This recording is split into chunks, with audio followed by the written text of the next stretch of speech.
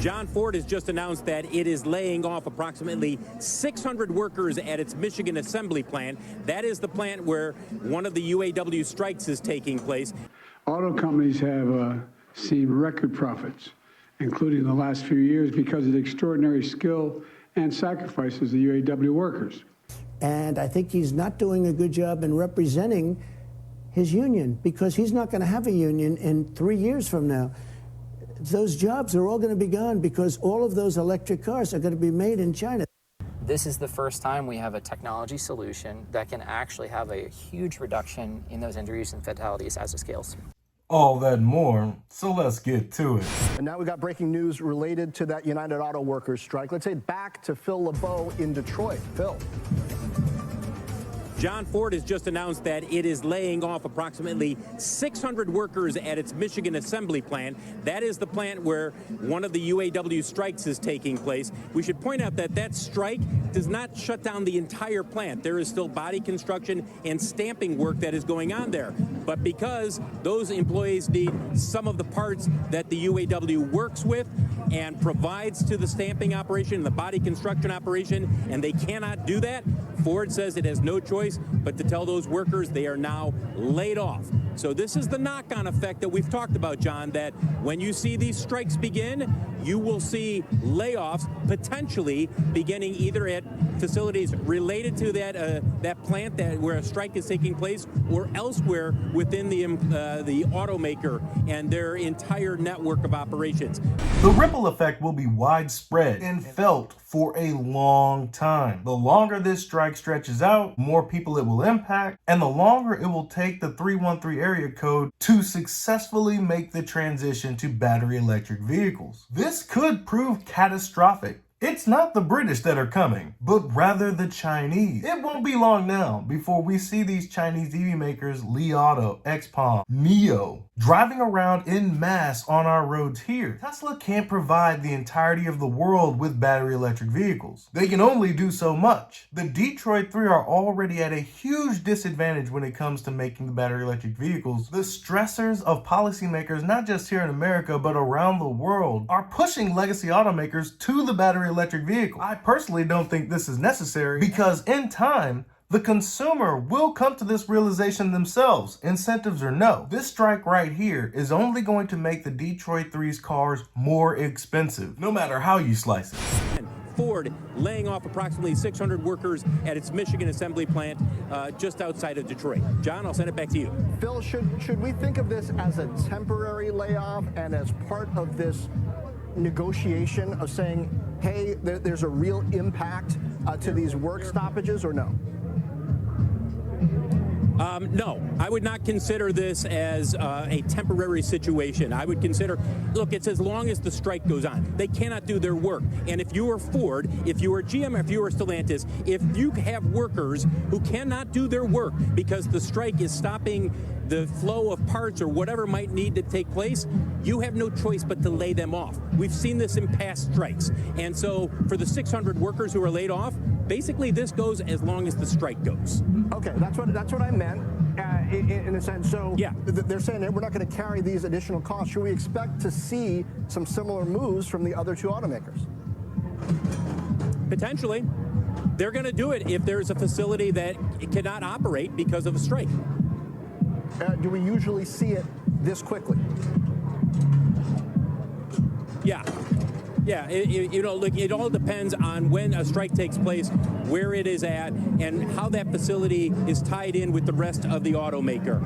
Look, we're in a world of just-in-time manufacturing, John. So it's not like you can have workers sitting around. The flow of parts has been stopped at these three plants, and the final assembly has been stopped at these three plants. These are some of the knock-on effects that you're going to see from that. As Elon is fond of saying, manufacturing is a very complex process. You can only go as fast as your unluckiest part. Needless to say, this throws a huge monkey wrench into the production of the 313 area code.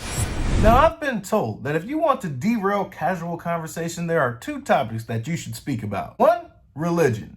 Two, politics. My next two clips will be quite polarizing. One will be of our current president, Joe Biden, and the other will be of our former president, Mr. Donald J. Trump. Now, I know that many viewers out there, their skin will crawl at the mention of those two names. Just seeing one of these two beautiful humans will trigger their gag reflex. But I'm asking you here today to please choke down that last meal. As a matter of fact, take a shot. I don't endorse either one of these individuals, although I did vote for Joe Biden. And if we are indeed to see a rematch of 2020, I most likely will vote in that direction yet again. But your boy doesn't vote straight ballot. No, there are plenty of Republican boxes that I tick. But my reasoning for voting is going to be different from your reasoning, and that I truly respect. Hell, I know some individuals that will only vote for women. I know a guy that won't vote for a person unless they have at least 3 vowels in that name. If neither candidate has 3 vowels, he will leave that spot blank. I'm not here to judge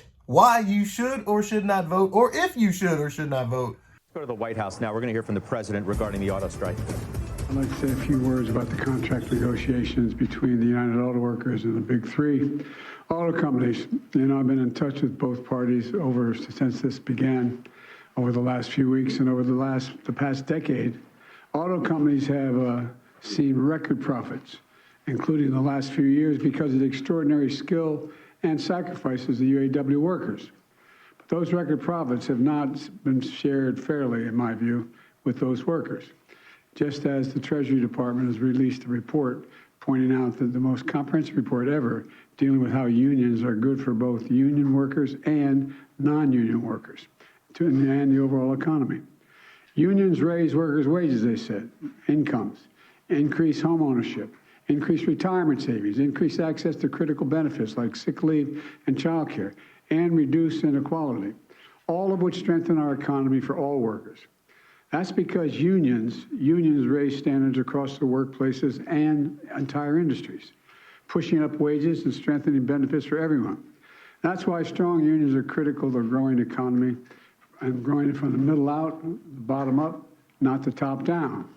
That's especially true as we transition to a clean energy future, which we're in the process of doing. I believe that transition should be fair and a win-win, for auto workers and auto companies. But I also believe the contract agreement must lead to a vibrant, made-in-America future that promotes good, strong, middle-class jobs that workers can raise a family on, where the UAW remains at the heart of our auto economy, and where the big 3 companies continue to lead in innovation, excellence, quality, and leadership. Last night, after negotiations broke down, the UAW announced a targeted strike at a few big 3 auto plants. Let's be clear. No one wants a strike. Say it again. No one wants a strike. But I respect workers' right to use their options under the collective bargaining system. And I understand the workers' frustration. Over generations, auto workers sacrificed so much to keep the industry alive and strong, especially through the economic crisis and the pandemic. Workers deserve a fair share of the benefits they helped create for an enterprise. I do appreciate that the parties have been working round the clock. And when I first called them at the very first day of the negotiations, I said, please stay at the table as long as you can to try to work this out. And they've been around the clock, and the companies have made some significant offers. Pardon my outburst, Mr. President, but significant offers? Let's be clear. The big 3 threw out some pretty offers. But on the flip side, the UAW has taken a very fantastical stance when it comes to their demands. If you ask me, neither side respects the other, forgetting that their futures are inextricably tied to one another. The future of these companies rests on the transition to battery electric vehicles. The future of these workers, however short or long they may be, is directly tied to their particular company's success. But a compromise must be had.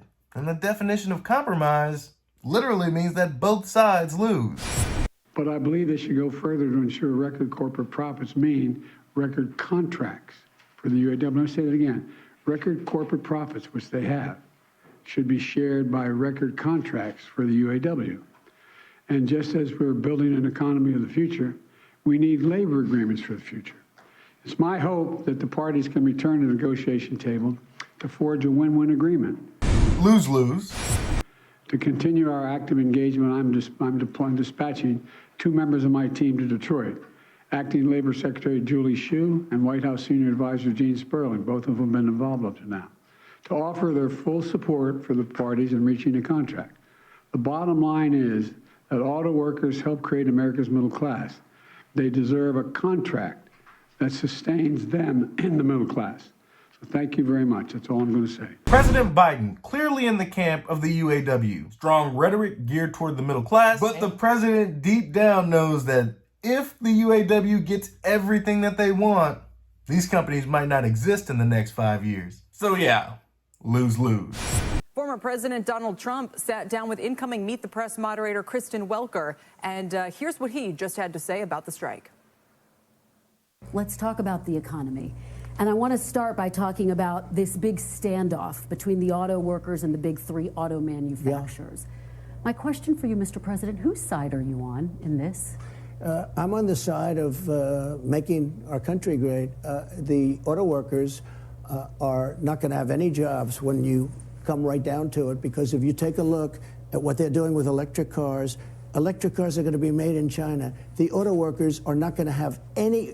I'll tell you what, the auto workers are being sold down the river by their leadership, and their leadership should endorse Trump. I don't know. One of my biggest problems with Trump, he is all over the place. And when I am able to draw a conclusion, it typically isn't a good one. I don't possess the vitriol that some Americans have when the guy that they didn't vote for doesn't get into office. I'll never understand it. I have choice, like in school. I want school choice. I also want choice for cars. If somebody wants gasoline, if somebody wants all electric, they can do whatever they want. But they're destroying the consumer, and they're destroying the auto workers. The auto workers will not have any jobs, Kristen, because all of these cars are going to be made in China. The electric cars automatically are going to be made in China. Now, I agree with Trump, especially when it comes to it should be a choice. I'm not a big fan of the IRA. I understand why it's there. We want to bring manufacturing back into America, promote green energy. I get that. But I'm a big fan of capitalism as well. I think this stuff will happen on its own if you're able to produce the products of a high quality. I will push back a little bit. Not all of the electric cars are going to come from China, just a vast majority of them. Tesla is probably going to give you around 20% of the annual new car sales globally. Let's talk about UAW's leadership. The president, Sean Fain, has withheld his endorsement of President Biden, but this is what he had to say about you. Quote, another Donald Trump presidency would be a disaster. Damn! How would you win that endorsement? Well, if that's the case, I probably won't win his. I don't know the gentleman, but I know his name very well. And I think he's not doing a good job in representing his union, because he's not going to have a union in 3 years from now. Those jobs are all going to be gone because all of those electric cars are going to be made in China. I do give Donald Trump some credit, sounding the alarm about China. You won't be able to keep those cars from these roads much longer. And as they continue to expand and grow in the EU and all around the world, Canada, Mexico, capitalism will win out.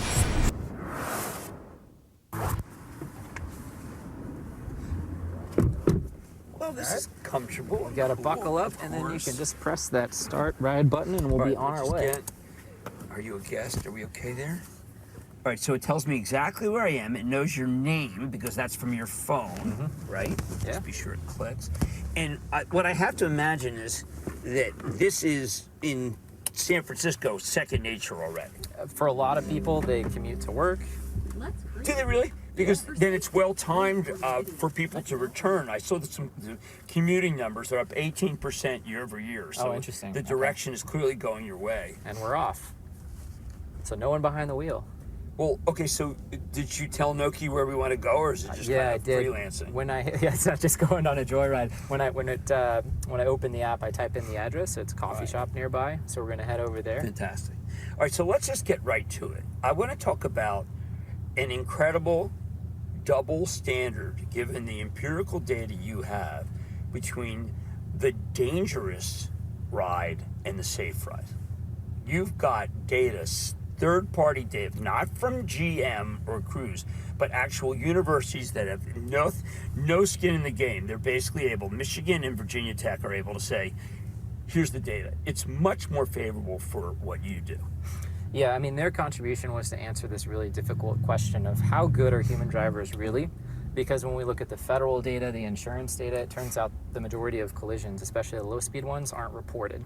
So we established that. Now we actually know how good humans are, and unsurprisingly, they get into a lot more accidents than they report. Surprise, surprise. Humans are terrible drivers. I actually lead the Bad Drivers Club. If you're looking for membership, go ahead and post in the comments below. I'll send you your welcome package. 91% of the real bottom line of safety and injury versus, and there's the number of miles have some more than 5 million. Almost 5 million. Yeah. And the percentage of accidents is just so stark that if you have kids or if you have a teenage son or daughter, I think you want them in this and not up front. That's our view. I mean, at this point, it is about a 75% reduction in the more severe collisions that could cause injury. Now, I get that sometimes AVs do something awkward, and that's the double standard. Yeah, I saw the videos. So always have the videos of the two going together or one stuck in cement. I mean, hey, let's talk about fatality. I mean, that's the thing we need to anchor on is safety, because we forget that almost a 737 full of people die in the U.S. every day on our roads. It's very daunting, because if you knew this, or I think that if we were back with Henry Ford or Duran, we would never have a human if we knew. We would always said we would create one of these if they had the technology. Exactly. I think in things like, even ride hail as we have it today with the human driver who's listening, you don't know what they're doing before they got in the car, all those things makes people anxious.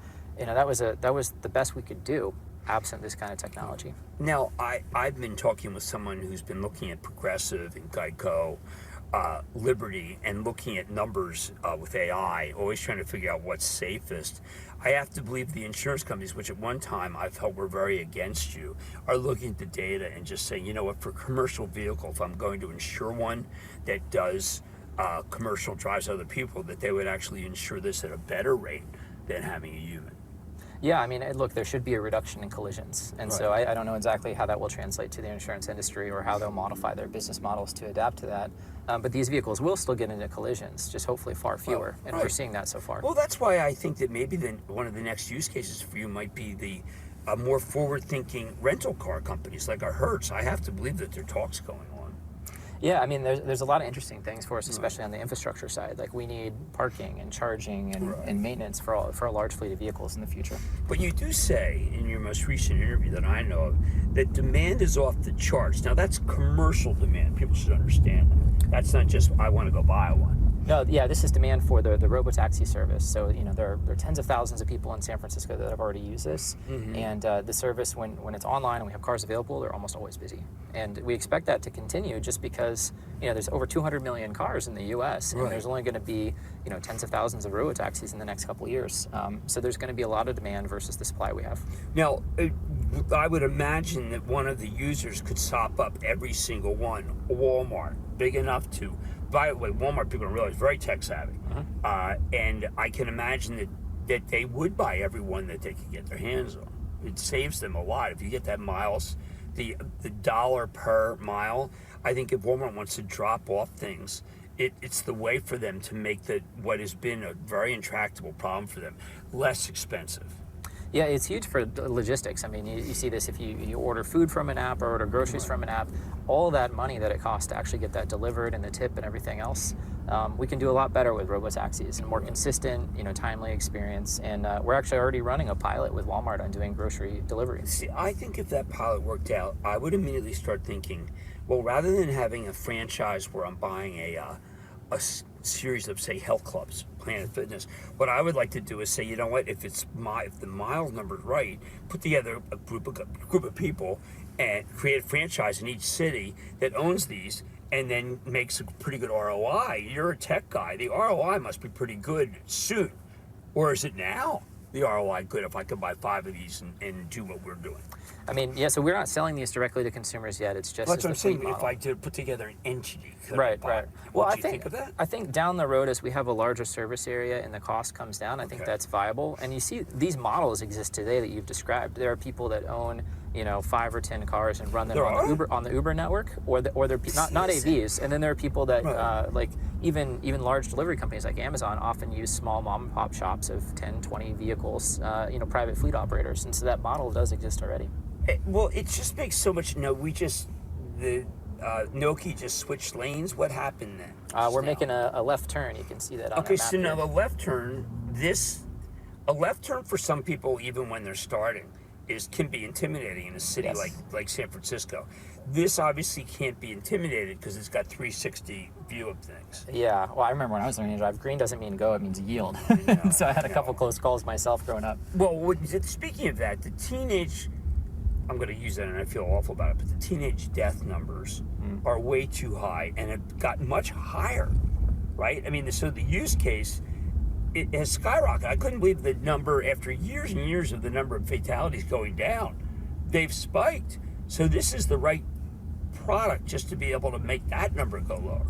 Yeah, I mean, that statistic is very painful for us, right? Yes. Like, if you think about it, cars are actually coming out with more safety features. There are more cars on the road with those safety features, but we're still getting worse in terms of fatalities. And I have to attribute that to just people being distracted. They're on their phones, they're doing other things. They can't stop it, right?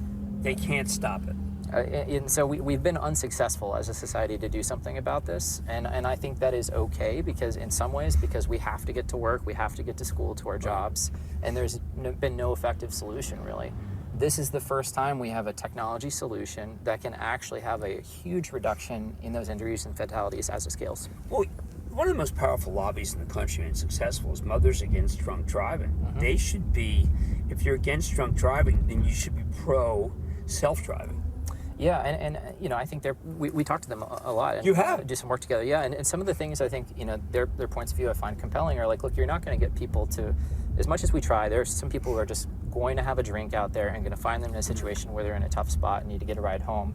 And so providing alternatives, whether it's, you know, human-driven ride hail or AVs, is a great solution to those problems. More power to Cruise and Waymo for being able to function within the city streets, but deep down in my heart of hearts, I know what they're doing is going to be obsolete as soon as Tesla is able to solve for autonomy, because in random situations, they will be less safe than what Tesla offers with their full self-driving. Anything can happen while you're driving, so the feat is still moderately impressive. In conclusion, the ripples from the UAW strike will be far-reaching. Who you vote for in the upcoming election, just know the transition to battery electric vehicles is happening. And Jim Cramer and Kyle Vogt make some excellent points about autonomous driving. Too bad Tesla's FSD is gonna render that technology obsolete. That's all I got for you today. Be easy. Peace.